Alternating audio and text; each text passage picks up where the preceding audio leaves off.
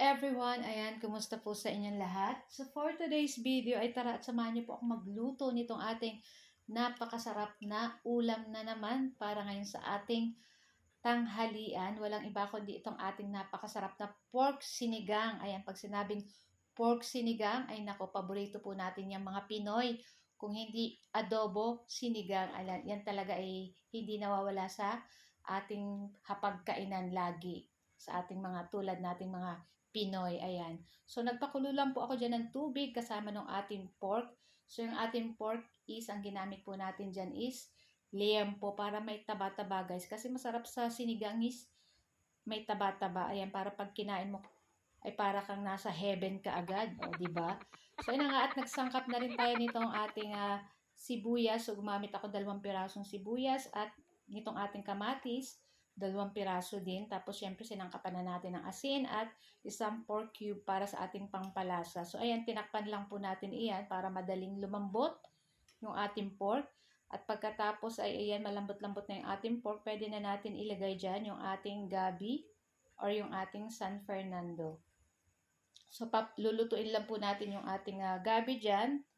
Siyempre, yung ating pork, mas lalong lalambot pa yan kasi lulutuin pa natin dyan yung gabi. So, tatakpan lang po uli natin iyan para talagang malambot na yung ating pork dyan.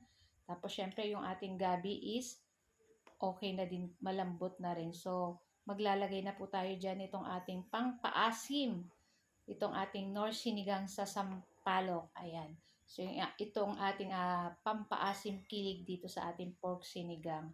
Pagkatapos, ilalagay na rin natin dyan yung ating tangkay, itong ating kangkong. So, mamaya na natin ilalagay yung ating dahon ng kangkong. Kasi madaling maluto po ang dahon ng kangkong. So, naglagay na rin po ako ng 3 pirasong siling pangsigang. Siyempre, pag sinigang, hindi mawawala ang siling pangsigang. So, ito'y pampabango pa rin dito sa ating niluluto. Ayan. So, yun ang makikita nyo, sobrang lambot na nito guys. O talagang umaalog-alog na yung taba niya. So, pwede na natin ilagay dyan yung ating dahon ng kangkong. So, lulutuin lang po natin yan ng mga ilang minuto. Kasi madaling maluto lang po itong ganito mga dahon. So, yan. Ilulubog-lubog lang natin yan para maluto talaga yung ating mga kangkong dyan. Tapos, ilang minuto lang ay papatayin na rin natin yung apoy at syempre, excited na rin tayong matikman na naman. Medyo matagal na rin po yung last time kaming kumain itong ating pork sinigang. Kaya, pag-request ka agad ng anak kong kambal, gusto daw nila ng pork sinigang. So, syempre, lulutuin natin. So, ayun na nga at okay na rin to guys. So, i-transfer na natin sa ating bowl. Ayan. Super yummy. Makikita nyo, umuusok-usok pa yan. Syempre, hindi mawawala ang kapartner ng sausawan na patis, kalamansi. Ayan. So, syempre, medyo ingat-ingat din po tayo sa mga sausawan.